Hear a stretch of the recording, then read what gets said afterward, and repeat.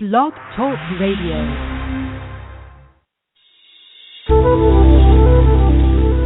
Welcome to the Aha Moments Radio Show for the inspiration, education, and celebration of enlightened living worldwide with your host, Mariana Cooper, founder of Aha Moments International and AhaMomentsWorld.com.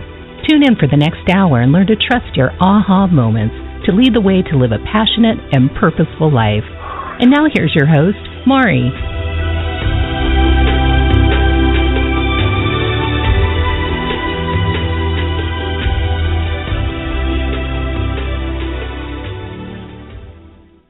Hello, everyone, and welcome to the Aha Moments Radio Show for the inspiration, education, and celebration of enlightened living worldwide. I'm Mari. Happy Tuesday, happy summer solstice. What else can we be happy about? Happy that we're alive and well and sitting here on the radio show. Happy. So happy everything. How about that? That covers everything. And we have lots of nice new energy going on. Of course, we have the solstice, which happened on Sunday, on Father's Day. Happy belated Father's Day. And then we also have this whole Jupiter thing, trining or not trining, and Jupiter and Neptune were like happy, and so there's all this like sparkly energy around. And then we don't have the Mercury in retrograde anymore, and so there's a lot of good energy, hopefully. Plus we have the summer, so we have nice long days. I know I was out at the beach last night at like 8 o'clock and it was still light out, so that was very, very cool. And you know, summer is here for most of us, at least in this hemisphere, and very exciting time. So enjoy, and I'm glad you're here today. Today we have a pretty good show. I'm excited about it because it's something that comes up all the time, and that's needing more confidence and how to banish your doubt and believe in your dreams. And, you know, it's interesting because this conversation comes up every single time I'm working with clients who are looking to become professional intuitives. You know, I certify intuitives, and you know, even people in readings and things, and my coaching, private coaching sessions, it always comes up, Mari, can you give me more confidence? My answer is always no, I can't give you more confidence, but I can help you to find it for yourself. And it's really, it's something that's kind of elusive for people because I think we have a very strange idea of what confidence actually is. And a lot of people get under the impression that we should be confident before we start something, and get kind of stuck, you know, in analysis paralysis, and you know, to try to give themselves confidence by getting, you know, bunches of statistics together and constantly trying to justify the statistics based on you know, their performance based on the performance of, you know, statistics of previous people. That can give you a little bit of a direction, but it certainly can't give you full-on confidence. Confidence is always gained from actually taking action and experiencing, you know, success. Actually, also surviving failure. So there's a lot of things that build confidence, but it always takes your own personal involvement in the situation, not just, you know, observing from afar. So we're going to talk about that today. We're going to talk about some ways that you can get more confidence, some easy ways. And, you know, I mean, I'm not saying everybody has to go and jump off a cliff. I know I certainly do a lot of cliff jumping, but I have a certain amount of confidence that I've built over a very long period of time. And I also have some what I call, you know, Mari's best practices that I do on a very regular basis, so that when I do take some sort of risk, I know I have a good gauge of my ability to actually finish, and I also have a really good, solid toolkit of what to do if I don't make it to the other side of the cliff, which has happened many times. So, so that's what we're going to talk about today. Just if you'd like to ask a question later in the show, we will take a few questions, and that is the number for that is 347-215 That's 347-215-9485. And let's see. Oh, and one other thing, we are doing Akashic Record readings. I'll be doing some next week and a few in July. And we're going into book launch time now. The book is coming out. The Aha Factor is coming out in January. And believe it or not, all of the promotions and everything start like building the promotions and all of that. So we had photo shoots, and I've been doing a bunch of interviews, TV interviews and things that they usually have such a long time before they actually air. So they air like 6 months after. So we're already doing that, and then we've got all kinds of marketing people and stuff working on both international and the U.S. So there's going to be a lot going on. You'll start to see it, different things in your inbox, and if you're on our email list at ahamomentsworld.com, you can join our list to keep track of everything. But we have some really fun things planned, some really big, spectacular things planned. This publisher has been really wonderful, and I'm looking forward to it. But I can say that the amount of work I'm facing right now is off the charts. Like, I thought writing the book was hard. All the rest of this stuff it's off the charts. So I'm not sure how much longer I'll be able to do private sessions going forward. I keep just adding a few as I can, and but at some point I think we're going to have to back off from that, and because it's just the demands on time and everything are so great. So good stuff ahead. But just if you want a private session, please make sure to sign up sooner than later, because a lot of people think, oh well, I'll do it next month. Oh well, I'll do it next month, and there may not be next month. So just so you know, especially in the fall as we go towards the launch itself. So with all that being said, let's get on to our topic of the day, which is needing more confidence. So here's a couple of interesting things. A lot of people think that confident people are born, not made. And that's actually can be true on one sense. And I was about to say that's not true, but actually here's how it could be true. A lot of everyone knows that, when you're born, you inherit certain things from your parents, right? You inherit, looks and body situations and all that kind of stuff. We really focus on the physical when we think about genetics and what we inherited from our parents. But one of the things that we've also inherited is their energetic imprint and their level of self-esteem and their emotional sort of blueprint. Okay? So if you have a tendency to idle on sad or depressed or pessimistic, if you look back in your lineage, on your biological lineage, so the lineage of your physical body, because there's also the energetic lineage of your soul, but right now we're focused on the biological lineage. If you look back, you'll see many times that you either are very much like, mother maybe, a generation or two back, or I should say, you could have combated that by trying to be the exact opposite of that person, those people, okay? A lot of times people see their mother as very disempowered in their relationships. So they try to go the opposite way and be very overpowering in their relationship because they don't want to be like their mom was or something like that.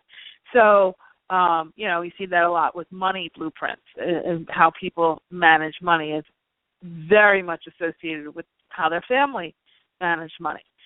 So we have a certain amount of inherited optimism, inherited pessimism, and inherited confidence, and an inherited lack of confidence. So sometimes the very first thing you can do is ask, when you're looking at yourself and wondering, how can I be more confident, or why am I not confident? If you look at, check out, kind of how the family operates, and that'll start to give you a clue of some of the origins of it. Okay, so as you go further down, you might also look at your birth order okay? So a lot of times the younger child of the family is way more confident than the older child of the family. I know in my family that was actually the case. Because I had all of the insane pressure of my parents, because I was the firstborn, and my sister and I are 6 years apart, my younger sister. So because I was the firstborn, and it took them a while to be able to have me and all that, I was like the project kid. I was the one that had to be perfect and that had to follow in all their footsteps and go to their alma maters and be in their sororities and do their major. I was kind of like that second lease on life kid. A lot of times the firstborn kid has a tremendous amount of pressure on them to live up to the standard of what their parents, were trying to do, as well as the perfectionism that parents have when they're trying to raise their first child, because they're trying to be perfect, of course. I mean, it's a very natural, thing to want to be, perfect at parenting, especially with the firstborn. Once you get to second-born, third, fourth, and beyond, the pressure lifts, because that firstborn kid is taking the hit for all of that. They're tired. And by the time they get to the second or third or fourth and, beyond kids, those kids have a lot less handcuffs on them. They have a lot less pressure. One is that the parents they also have more experienced parents, right? Because their parents have been through through the oldest already.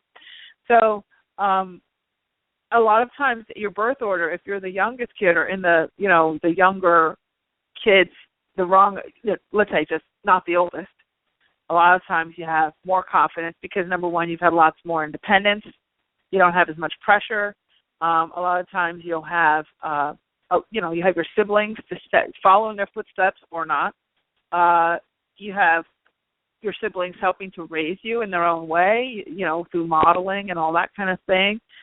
Sometimes siblings are raising other siblings, babysitting other siblings, this kind of thing. So those younger kids have a chance to kind of breathe a little bit more and expand a little bit more. Now, I know I'm doing a pretty gross generality. I'm sure that there's people who would, oppose this in some way, shape, or form.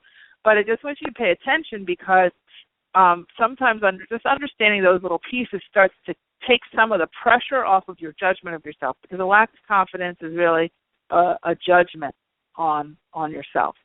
So what you want to do is first look at that. How much of this belongs to you? How much of this is kind of a direct result of, lineage, of, how your family was, and also how, you are in the birth order. You'll see that a lot of time when you've had parents who've gone and on to be very successful, that their kids, follow in their footsteps. I mean, I know everybody hates the Kardashians. Well, not everybody, but I certainly don't. But, when you look at Kim Kardashian and, you say, oh, my gosh, how could this girl be so comfortable with this much money? But she came from that much money. Her father, she grew up in Beverly Hills. Her sisters, her cousin is Paris Hilton, or whatever, her friends, she grew up with Paris Hilton and all these people. And they all kind of grew up in that social circle way before all this reality TV stuff, came to be. O.J. Simpson's their uncle, all this, whatever. So they kind of, she grew up there. She started off at a higher point. Her grandmother owns a retail store. Actually, here in La Jolla, I actually met her the other day. I was getting something for my nephew. And lovely, lovely lady. And she grew up here in La Jolla, but her grandmother was a retail merchant. She has a beautiful store here, and she has, and those girls learned, Chris, her mother learned retail from her mom and confidence and body image confidence and all that kind of stuff. So, and then they grew up wealthy. So there was this kind of natural inborn, plateau they were already on when it came to confidence, or at least looking like they're confident kind of thing. I know there's all kinds of speculation on it. So what I'm saying is that these types of things, when you start to beat up on yourself, because I see people do that, why can't I be more confident? Why can't I be more confident? That's, one of the reasons. Now, there's other people who have had not such had much more humble beginnings. Maybe they're living with someone who's been addicted. Maybe they're living with someone who's been, especially those who live with alcoholics, and people who have been substance abusers and that, parents who are substance abusers and have given them very little stability and very volatile upbringing, that also can, of course, damage confidence and self-esteem in a lot of cases. Other cases, it actually, the kid is fueled to do better. Okay, so, it can go both ways. But I'm just bringing this up because I want you to understand that there's lots of things that influence how confident you feel. And also your ability to feel more confident. Because if if you kind of idle on I'm always defeated, then what happens is that feeling of defeat then trickles into all, I call them life parts, all the different life categories. Trick into your finances and your ability to work and your relationships and how you relate to your own family, your kids, and all that kind of stuff. So when we're unraveling this issue or looking at this issue, it's kind of looking at a ball of yarn, and we have to sort of start to tease out what is it really that is your core of what, where's your base coming from. Now, if it's coming from a lot of times just awareness of this stuff, you can say, oh, you know what? You're right. I personally am really confident, but my mom wasn't, and whenever I'm feeling like I'm not confident, it's really not necessarily me. It's me playing a tape of her self-doubt in my head, this kind of thing. So you can kind of tease out what's yours. All right, so let's get on now with the next piece, because let's just assume you figured all that out. You've taken that into consideration, and now it's a matter of, how do I gain more confidence for myself at this point in time? So the question becomes, there's two questions when it comes to this confidence thing. One is, a lot of times a lack of confidence is people think, okay, well, it's other people have it and I don't. But most of the time, pretty much all the time, people get confidence because they've had experiences that they've become successful at, or they failed and they've overcome it, and they know how to overcome it. So they kissed their worst nightmare and they survived it. I've done that several times. And you live your worst nightmare, you hit rock bottom, you say, oh my gosh, I remember one time I was like really, really down and out, and I said, what are you so afraid of? You're living your worst case scenario right now, and you're like still breathing and journaling, and you're, and then all of a sudden the upswing started, because it was like, oh, well, yeah, this is the worst case scenario. So then really the only thing we have to focus on is something better than now. So let's go.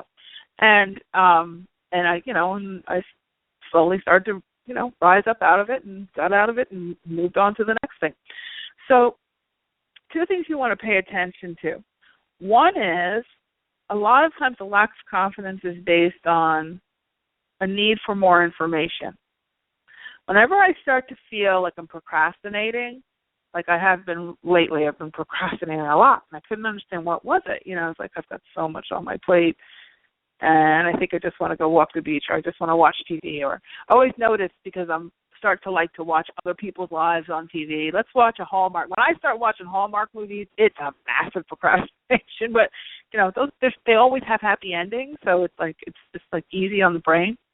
And I know that I'm starting to brew. Like, I used to beat myself up for procrastinating, but I know that for me, if I'm procrastinating, one of two things is happening. Either I'm lacking information on how to do something, or I'm quiet and gathering energy, pull energy, starting to gather energy, kind of filling up my cup. I had a talk the other day. I went over to a friend's house, and she is a world-famous equestrian, photographer. And I used to actually apprentice with her when I thought I wanted to be an equestrian photographer when I was a kid. And she lives here in San Diego, and so do I. And it was just like, 30 years later, here we are. And I got to go into her studio. She has a beautiful home, and, with the big, a separate, outbuildings where she has her separate studio and her office, and she's, all her paintings that are in progress, and her, all her photo shoots from all the horse shows she's doing. It was like, I was like a kid in a candy store, literally. And And we were talking about the creative process, and it was such a treat to listen to her talk about, her whole process of what keeps her motivated. And she says, there's times when she's also an entrepreneur, which also is very, very cool. She's not 100% supporting herself, in this lifestyle with her art. And she said, a lot of times procrastination isn't procrastination. She says if you're a creative or you're, an entrepreneur, somebody that has to constantly produce and can't eat unless you produce, where you're collecting just energy. You might be exposing yourself to, different creatives to different things. Sometimes she'll go out and just, paint outside with her painting group on a Monday, just paint cliffs, not think about horses at all, just look at the colors of how the light is hitting the water or whatever. And, sometimes she'll watch cartoons. These are just totally random, but seemingly random things, but she's actually collecting. She's just collecting energy. And then she knows herself well enough to know, okay, one day she just gets up and says, all right, I'm ready to finish that painting. I'm ready to go on and start that new, project or whatever. But it's because she's taken time, quiet time, to fill up. And a lot of times, especially in America, we always feel like we have to be putting out. And we feel guilty for filling up, So if you're a real hyper-ambitious type, the way Terry described it was, that it's a time when you're filling the tanks. And when you give yourself permission to fill your tanks, that's giving yourself permission to believe in yourself and to not judge yourself for that ebb time. It's kind of like, the tide is pulling in and then there's the tide going out. So you've got the ocean, pulling in and going out. And it was really, it was terrific because there was such a permission in what she was saying. It was like she was saying it's okay, and that's the next point I want to make, is it's okay to pause. And that pause, they call it pregnant pause, that pause is filled with a lot of the next steps that you need to see. So I know for myself, I've been revving up for this big promotional period because there's certain things that I have to build in my business, and then there's all kinds of new things I have to be able to do that I don't normally do, like being on camera and shooting videos and all TV shows and all stuff. And then there's stuff that I'm tired of doing, but it's still part of, life. And so, but you can see the swirl. You can literally see the change coming in front of you. It's like you see the storm coming in from off in the distance. You see this big thing, and you have to power up, So what I've been doing is doing a lot of research online and watching other people who are really good at, where I would like to be in 4 years or 3 years or 2 years or whatever, and seeing what they've done and listening to their processes. And that's what Terry does is, and this is what you want to look for in your own life, is a lot of times what we're looking for is someone who's where we would like to be. And this is a very healthy thing to do to help increase your confidence. To listen to them, to ask them, and describe to them where you're at, and say, when you were at this point, what did you do? And then a lot of times they'll say, you know what, you're ready to go. Like I had somebody say that to me the other day, Mara, you're ready to go. Like, let's go. You're ready. It's time. Just do it. So there was you don't need any more learning curve. We're good. Go. A lot of times we do that for each other.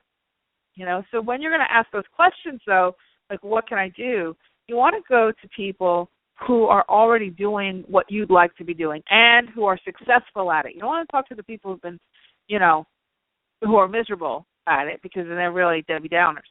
But the people who have been successful are very, very, it's very, very good to put yourself around those people. And it's also really one of my other tactics that I use is to always be the little fish in the big pond. I know a lot of people have had this conversation recently with somebody. They feel overwhelmed by the big pond. They want to be in the little tiny puddle and then sort of shine in that space. And that's fine sometimes, because you need a breather. But for me, confidence always came from being around those people where success was a no-brainer. Like when I was riding my horses, I would always have my horse in the barn of an Olympic trainer. I didn't put my horse in a local yokel barn. Why? Because I wanted to, I wanted to compete and all that, but I also wanted to be a really good horsewoman. And I knew that if I was around people, I wanted trainers who wouldn't be, a trainer will never get you further than they've gotten themselves. That's just hands down, they just won't. Well, number one, they're still trying to do it themselves. They don't want their student to be that close to them. Number two, they can't relate because they can only help you get to, at best where they've gotten to. So I knew that if I went to the Olympic people, they've already done an Olympic or two Olympics or whatever. For them, me making it to the Olympics or, having a student, not even necessarily me, make it to the Olympics was not as big a deal. First of all, they'd already accomplished it. Second of all, it was a reality for them. It wasn't a pipe dream. So you weren't going to be put down for having the desire because they had not only had the desire, but they accomplished it, And so you learn also by sphere of influence, you're around other extremely high-quality riders. And you had the best vets and the best, various, because success kind of likes to be around each other.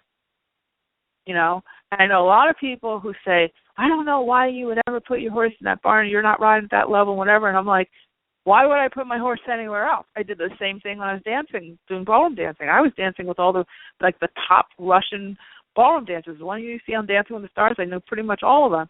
We were on the circuit together before that show started. And, when you're in that kind of a studio, you're learning technique like you would not believe. You're learning how to warm up properly. You're learning how to recover from exhaustion properly, how to recover your body properly. You're learning eating habits. You're learning how they exercise. You're seeing how they warm up, how they prepare for competition. You're getting the mindset just by association.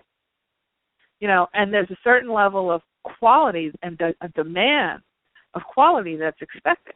So that can be, you can apply those two examples to your own business. You can apply that to your own fitness.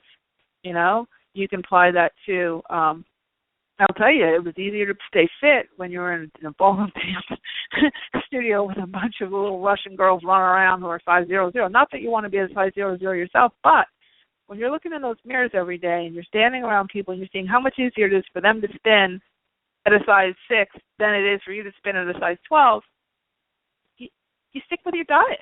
You start to look at yourself as an athlete and not just an amateur. Because why? Because you're around all the other athletes, and guess what? Because that's their kind of how they roll. They look at you as an athlete too. They don't look at you as just a social dancer. So this is really good. And then also when you succeed in that arena, you really feel good because it's above the norm. It's above the norm. So does that mean you have to be humble? Yes. Does that mean that you're not going to have your head pat every day telling you how fabulous you are? Yes. Does that mean you're going to be pushed harder a lot of times? Yes. But when you succeed, you have the real, true quality and the real, true technique. And it's very, very helpful. That's what builds the confidence. So you want to know, do I need more information? Do I need more experience? Okay. One of the things when I have intuitives who are training with people who come and train with me because they want to be intuitive or professional intuitive, they always say, Mari, when we finally they like the theory, everybody likes to take lots of notes, listen to Mari lecture and take more notes, and then they don't do anything. And you're like, okay, why aren't you taking action, not just notes? Oh, well, I can't go out and do a reading because I'm not confident and I need more confidence before I start. And I said, how do you get that confidence? They said, well, I don't know how to get the confidence. I said, you get confidence when it comes to doing readings. You get confidence by doing your first 100 readings. And what most people don't realize is that when you have, and this is an energetic thing, when you have a dream or a desire to do something like being a healer, okay, or being a reader or whatever, the reason why you have that desire is that there's thousands of people out on the energetic grid who need what you're capable of offering. And they're in a state of need, and they're putting out on the grid, I really need help with, a reading. I really need help with energy healing. I really need help. My back hurts, or I don't know what to do about my boyfriend, or whatever. I need help. I need help. I need help. I need somebody who can really connect, who can really see psychically where I can't see. I really need that help. Thousands and thousands of people are saying that on a daily basis, and you are getting a hit to even want to do that service because you're perceiving energetically your audience is starting to sort of pulsate. The heart's starting to beat within your audience. And that's why you even would want to take a course and have it become, psychic or whatever. So the first 100 clients that step up to you when you do start to, when you open the gates and you do start to do those readings, that first 100 clients, I don't care if you're an attorney, I don't care if you're a doctor, I don't care, whatever service you're offering, marketer, whatever, that first 100 clients are there to help you, to prove to you that you can do it. They're there to be of service to you. Even whatever problem they come to you with, whatever, it's extraneous. They are there to help you to get confident in what you do. When you get to client number 101, now you are there for them. It's just the nature of the universe. It's how energy works. Okay? It's your practice people. It's your little practice group. So you have to learn how to find those people and how to market and how to charge those people and whatever. And say when I tell my readers, they say, okay, you need to do 100 readings. I know with Doreen Virtue, we had to do 100 readings. And she said, once you do your 100th reading, you're not thinking about, am I accurate? Oh, my gosh, am I going to tell somebody to do the wrong thing? Oh, what are they going to think of me? You're not thinking that way anymore. You're thinking, how can I be of service? And how they choose to perceive the service that you've given, as long as you've given it from your heart, you've given all you've got, is up to them. You can't own how another person chooses to receive your reading, as long as you've been of integrity and done it to the best of your ability, So that's the confidence part. You're not second-guessing yourself. And the more and more you do, and more experience you have, the better it gets, a major key. So we are going to take a quick break. And when we come back, I'll give you my last 2 tips. We'll take a few questions. And the number to call in is 347-215-9485. It's 347-215-9485. I'm Mari. You're listening to the Aha Moments radio show, and we'll be right back.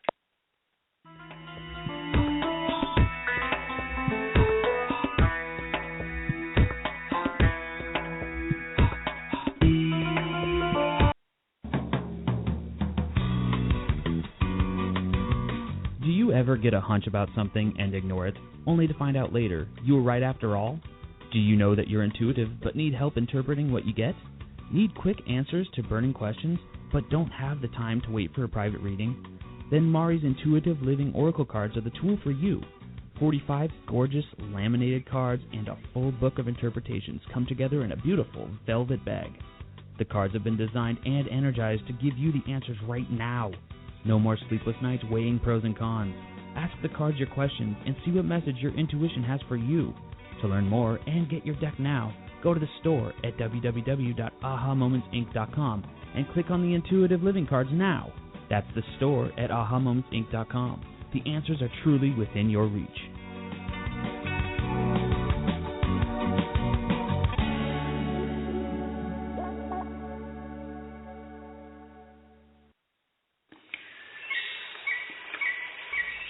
Step back in time to the very beginning, before life as we know it existed. Stones have been on this earth since before the inception of man. They are keepers of ancient wisdom and messages. Tap into the profound wisdom of stones and let your journey begin at the Rock Girl Sacred Stone School. Let the Rock Girl take you back to those ancient days to learn firsthand the language and the secrets of stones. The Rock Girl will teach you how to develop your very own technique of communicating with them, allowing you to embark on your own path of self-discovery. Courses include Reiki, psychic development, chakra balancing and auric cleansing, hands-on healing, and more. Visit sacredstoneschool.com for classes and workshops taught exclusively by the Rock Girl of therockgirl.com.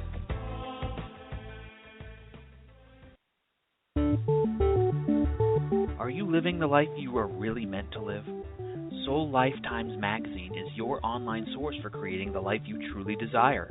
When you register for your free subscription at www.soullifetimes.com, you get access to a world of resources that will help you to get the answers you seek and inspire you to take charge of your world.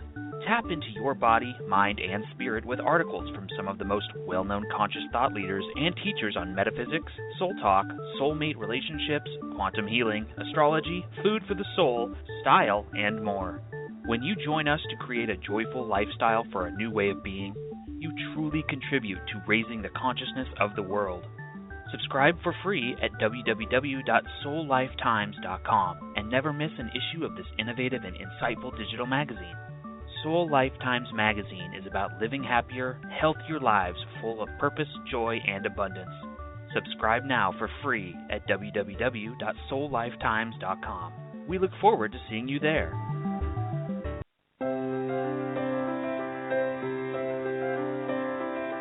Are you at a crossroads in your life, facing big decisions about your life purpose, business, relationships, or other major issues? Are you wondering why you may be delayed in getting what you want? Or if you have special guides who are helping you? Then investing in a private intuitive reading with Mari is just what you need. As a third-generation spiritual intuitive, Mari has worked with thousands of clients over the past 18 years. During your private session, you will learn who your guides are, receive insight on the core issues that need attention, and get new perspective, clarity, and inspiration on what to do next.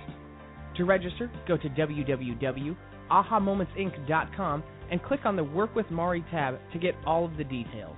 There are a limited number of spots each month, so go to www.ahamomentsinc.com for yours now.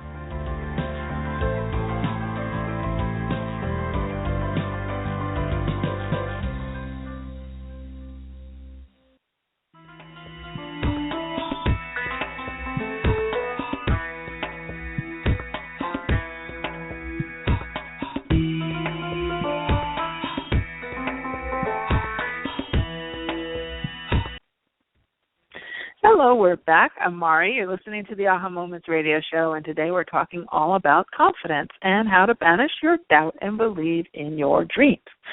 So before the break, I was going through some of my tips, and I wanted to do a couple more, and then we're going to take some calls, 347-215-9485, if you're not already on the lines. And one of the things I didn't mention before, but we'll mention now, is the importance. We talked about the importance of gathering information, gathering energy, sometimes being really quiet and sort of just recluse, I say reclusive because I've certainly been that way before, but, kind of in that pulling in mode is really, really good to do because it fills up the cup, your energy, your tank, your gas tank.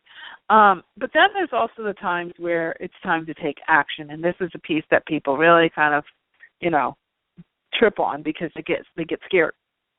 And the taking action part is important to do it step by step. And the tip I gave right before the break about surrounding yourself with people who are already doing what you've done is very helpful.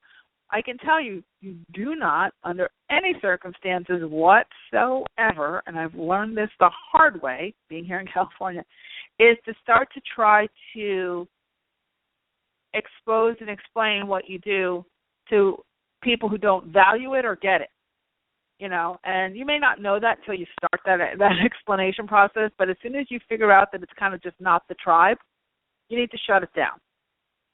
And there's no hard feelings, but you need to shut it down because their skepticism, their criticism, their judgments really if you're teetering on your confidence level, can be very damaging.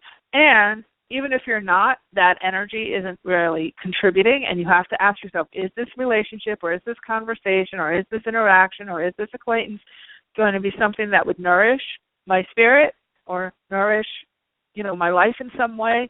And sometimes that nourishment can just be, they're great to go and have a drink with and have, kind of kick things around, ideas around, talk about current events, talk about pop culture. but they're not the person that you sit down and you explain every little thing that you do or everything that you hope for, all your, dreams or, what you did last night with the boyfriend or any of that. They're really there for more of a surface level social interaction. Don't try to make everyone your guinea pig, and don't try to make everyone invest in your dreams or ideas the way that you're invested in your dreams or ideas. That also goes for close family. Okay? Family and friends, in many cases, are not the people to go and talk to these things about because they are very invested in you being a certain way in their life because you're an important part of their life, and if you change, then that might change things for them. It's just the nature of the beast. It's called being human, So for many, many years with what I do for a living, my family had no idea what I was doing. Really had no idea. Couldn't describe it, no idea. Because they just couldn't relate. They came from very traditional backgrounds, and, they just couldn't relate. So until I got something in my hands that they could relate to, like Mari just is getting a book published, then all of a sudden everybody started to be curious and understand what I do because they understood the word book. They got that. Akashic Records, not so much. Book, oh. Radio show host, okay, because it was something that they could get their heads around. So there's more support there. But did that make it not valid until I had a mainstream thing happening? No, it was all valid even before that. It's just that I had to go to the right circles to be able to express and interact and, compare notes to and learn from. And so I create, what I suggest is for you to create a group of what I call perfect strangers. Perfect strangers are people who've either done what you're already doing or in the process of doing, like you are, of learning and interest in that. But they're not necessarily related to you or friends with you. And so they're not really tied to your success or lack of success, and they can be much more objective. And that's really important. Sometimes you have to hire those people. Sometimes it has to be a coach or a therapist or something. But, you want to protect what it is that you desire to do when it comes to your dreams and goals. I've always had a huge vision. Always had, like, Steve Jobs kind of level vision. Always, no matter whether it's where I want to live or what I want to do with my businesses or, with myself, relations, whatever. I've always been a big thinker, big dreamer, big visioner, whatever you want to call it. And I have very few people who can relate in any way, shape, or form to that. So they always say, go, go, go. And you knock yourself out. Or I've had plenty of people say, I need to bang you back down to reality. You really need to be more realistic. And they put me down and would rip me to shreds. And I would have to recover and then either start over or eliminate talking to them or, find some way. And sometimes they spurred me on to greater things. They were a spur in the side of a horse's flanks. Other times, I call those the dream killers. Other times you just have to get rid of them. Done. Out. Go. Goodbye. And move on. And even if that's a family member, you have to at the very least, distance yourself. So instead of, like, I have certain friends who are you could talk to them every day friends. And then there's friends that you don't talk to every day. You check in with once a week. Maybe you check in once a month. Maybe they're that once every year friend that you sort of check in with, and you don't even go into those levels of conversations with. But you have to really scale your circle of influence, because if you don't, it can really undermine your confidence. Because then you also get into people who are competing or who are jealous, or the ones who won't let you succeed unless they can see how they could succeed too. Like, you have some people say, oh, I'm so happy for you because seeing you doing what you do means I can do it too. Well, yeah, but could you be happy for me even if you couldn't do it?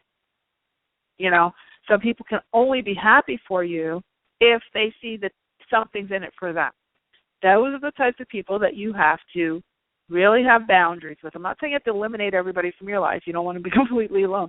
But, remember, if you're even listening to this type of a call, then you have a bigger vision for yourself, and you're really seeking. And when you're doing that, you're in a very small percentage of the majority there. You're in a very tiny percentage. And so you have to sort of vet people out and vet situations out and really scale what's worth your focus and time and investment. And then, like I said, I've learned over the years not to be so black and white. I'd rather take a hatchet and say, okay, that person doesn't, is going to insult me or whatever, I'm done. Or I was, hugging them. I've learned now that the most encouraging people can be a shade of gray, and the most discouraging people can be within a shade of gray. You don't have to, because that person who doesn't get what I do, I found here. Sorry, I lost my connection here. 1 second. Sorry about that. My phone dropped right off the table. But the people that I was just mentioning before that may be like kind of anti-spirituality or just don't get it and don't have value in it, a lot of times when I want to get away from all of it, it's wonderful to go and have happy hour with those kind of people. They don't believe in it. They don't care. They don't want to talk about it. Silly things, what's on TV or about not even silly things, their stuff. What are they doing in their jobs or whatever? And you can just let your brain rest. It's nice to be around people that I don't have to talk shop with or who aren't, quote, picking my brain or are saying, oh, do you see something for me? Do you see what's happening? Or can I get some free marketing advice from you about my business or whatever? I don't have to deal with that. Not everything has to be about Mari teaching, Mari giving advice, Mari giving a reading, or, dream, talking about the big dream. It could be, hey, what's going on in your life? And it's a respite, and it's wonderful to learn about other people. So having people and, allowing things to be in kind of a shade of gray is not a bad thing. Now, if somebody's going to insult you or criticize you or attack you or be passive-aggressive or any of these things, then you got to let them go, right? You have to have your boundaries and having good confidence with yourself as being able to have boundaries and being able to scale and evaluate and say, okay, I don't have to please everybody, nor do I want to, and how do I evaluate the different relationships in my life, and then how much time do I devote to those things? All right, so I'm going to end with that part, and we're going to take a couple of questions now.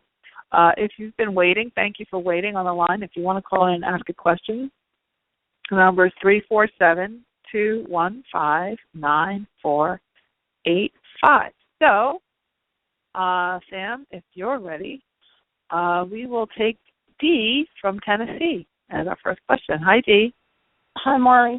I have a question. I had a shop with a friend, and we had very few customers. It was a really great shop, and very few customers came in because we were kind of in an isolated area.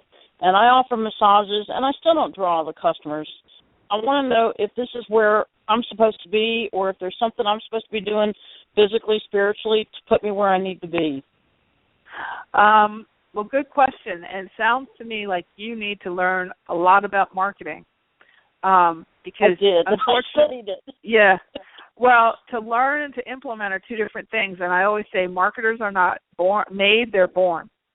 So if you're not a born marketer, you want to either hire somebody to help you or put yourself in a position where maybe you could trade services with somebody so that you could get a better marketing strategy and get some consistency out there. Because, yeah, it is hard to fill a practice, but it doesn't feel like a lot of times what happens is when you have a marketing problem, a lot of times they have a service delivery problem. It's almost never that.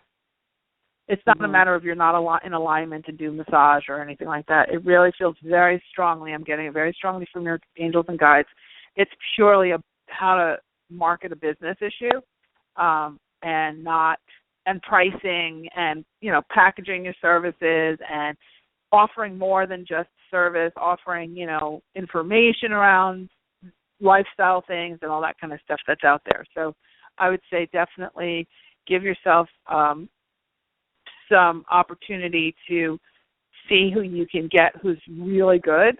And you might also want to talk to other people who are doing kind of the similar business model who are really successful and either apprentice with them or do an informational interview with them to get yourself some more information, because it really does feel much more like a business issue than a am I doing the right thing from a living issue. You definitely have that healer touch for sure. So I wouldn't. Right. Yeah. And I'll look into that, I guess, or try and find somebody. Yeah, and you got to do it with more energy than that. You have to kind of look beyond it being sales and marketing and look at it as being an invitation to your great healing services. You have to kind of get over yourself with I hate marketing, I hate sales, and I'll never get anybody because I never want to do it, and who could I hire, and, like kind of all that defeatist kind of thing, and say, okay, this is a piece of the business that needs to be put in place. It's not my natural skill set. I don't know really any healers who are great marketers and healers at the same time. It kind of comes from two different engines. I mean, you have some for sure, but most of the time when somebody seems like they're a really good marketer and they're an awesome healer, it's because they have a team behind them doing it. You know what I mean? Of some sort. Might be a husband, might be a cousin or whatever, but they have somebody who's kind of that natural born marketeer in their corner saying, okay, we're going to do this, we're going to do that, we're going to do this. And I think that you have to have some consistency. One of the things your guides are also telling me, to keep it simple for you, is I don't know if you do this, I bet you do, but you might want to do it a little differently if you already are doing it, is going to trade shows like expos and kind of bringing business cards, maybe running a $1 a minute type of trial service while you're at the trade show, doing a little contest and giving away a free massage or something for business cards, and really starting to build, a mailing list to help you, but also to give people a hands-on experience, because it feels like you do more than massage, and that you are very intuitive with the body. So once you put your hand on someone, you're able to really give way more information than the average massage therapist would give. And so that's something that people don't know about you that would differentiate you from everybody else. So is it okay to market that particular skill? I'm sorry? Is it okay to market that particular skill? It's always okay to market anything that differentiates yourself.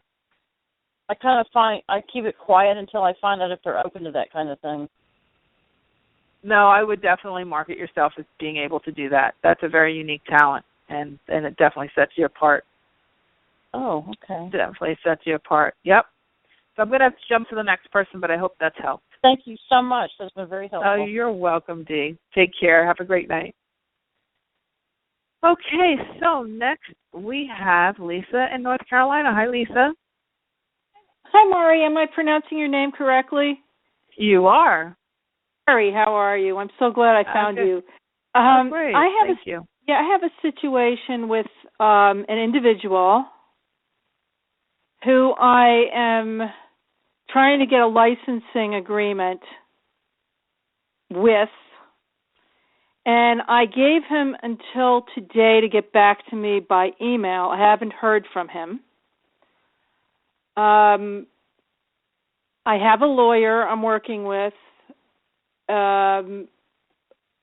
who's ready to proceed with a cease and desist letter. This regards a trademark situation. What I've been trying to do is like a teamwork thing instead.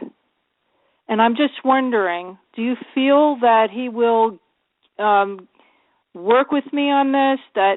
And do you get a sense of how much longer I should give him to get back to me? It doesn't feel like it's going to go anywhere with him. As far as, congenially, emailing you and all that kind of thing. It feels more like it might have to go to court of some sort of litigation. He just doesn't, it just feels like a wall is there. Kind of like, kind of turned on deaf ears is what I'm hearing, kind of just not. So it's just more of a taking a step back and letting your attorney kind of proceed. I know it's more expensive that way, but if you, it feels more like that type of wait needs to happen. So, in order, and then strict deadlines that you actually meet, as far as not angry threats, not bluffing. Yeah. that I was trying to, kind of give him a chance. I haven't given him very much time, but I thought, well, let me give him a chance, see what he does, if he wants to work this out amicably. And I don't want to give him too much time. So I'm just wondering, should I follow up? And I only want to do this by email right now. I told him if he wants to discuss it, it has to be a conference call with the lawyer. But I'm just wondering, should I follow up with one more email or text, just kind of to nudge him a little bit or remind him? No nudging. No. I mean, do you see that maybe he tried to email me? No. Email didn't get through? No, I'm not going to go into all that. That's like, no. All right. I think you really you need to just proceed. I should proceed with just the other. Proceed with the legal weight that you have. That's it. Okay. All right. Okay. Thank you so much for reading on that, Mari. You're welcome, Lisa. Good luck with it. Okay. So we have about 4 minutes. So next we have Randy in New York. Hi, Randy. Hello. I'm so grateful I got to meet you, and I really value the stuff that I've learned so far. Thank you. Yeah. When you know, and I know. You're good. Let's see. I figured out, I sent you some emails, so there's more time for that. And then, anywhere you want to go, it's like I'm like a kaleidoscope. Okay, we have literally 1 minute, so I need a specific question that I can answer in a minute. Oligodendrocytes. Are the oligodendrocytes the way for me to heal my pain? Okay, so, it's interesting because what they just showed me was a pain bubble around you, and that if you perceive yourself as walking out of that bubble, do a meditation, because I know you're good at that, and literally perceive yourself as popping that bubble and stepping into a healed bubble and start to perceive yourself from that position. I know it might sound like I've done this before and all that, but it really feels like you've kind of your pain has kind of become your definition. And that literally is just recycling your cellular structure to keep recycling themselves as pain. So it's time for you to kind of pick a clear bubble if you want that, that healing, and you're very close to it actually happening this time. It doesn't feel like it's something that needs to linger, but it's really more of a decision than it is a physical calamity. I would definitely do that type of meditation. Love and gratitude. You too, Randy. Take good care. Thanks for calling in. Okay, so we have come to yet another end of another Aha Moments radio show.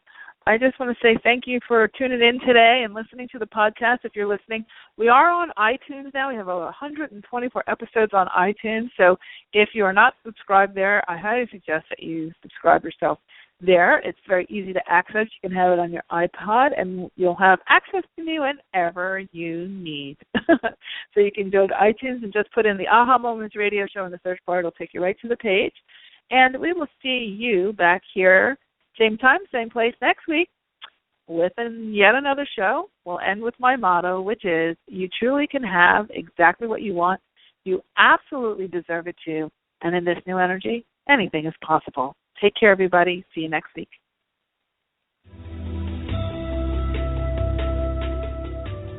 You've been listening to the Aha Moments radio show with your host, Mari. Be sure to visit her blog and website at www.ahamomentsinc.com. That's AHA, moments with an S, inc.com. Also join Mari on Facebook at www.facebook.com/ahamomentsinc and Twitter at twitter.com/ahamoments. We can't wait to see you there.